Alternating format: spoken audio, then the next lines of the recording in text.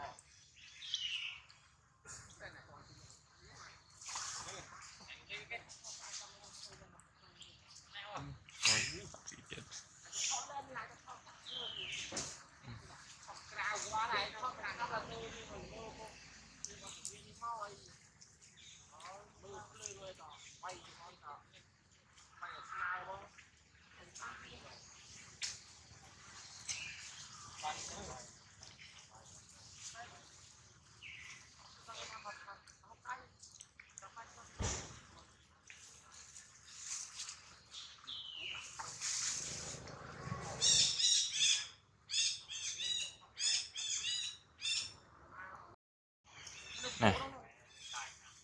Ôi.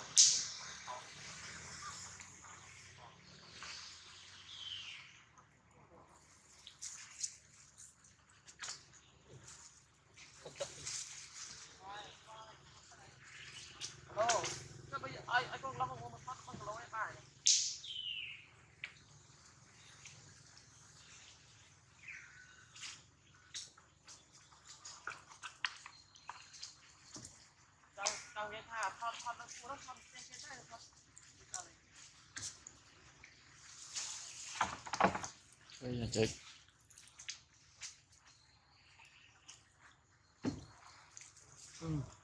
Coi cái nó coi đại. Anh em sẽ làm gì? Ôi. Một bạn ai một. City xong xong cái gì? Đây. Đi đi một sớm rồi thoát được cái. À, potato. Học gì? Nó ít. Cất. Cất baby.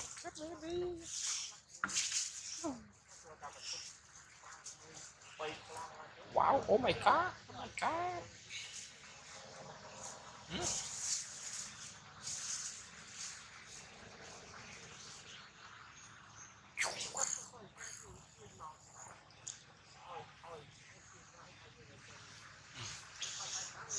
Bắt lại đi. Mang về coi nhỉ.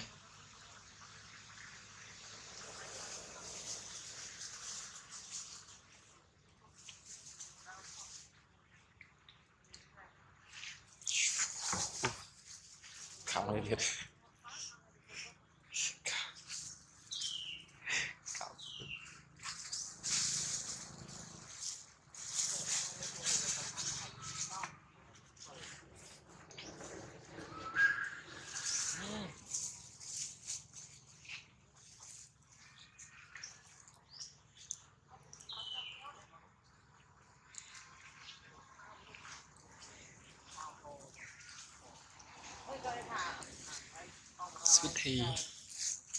Sweetie.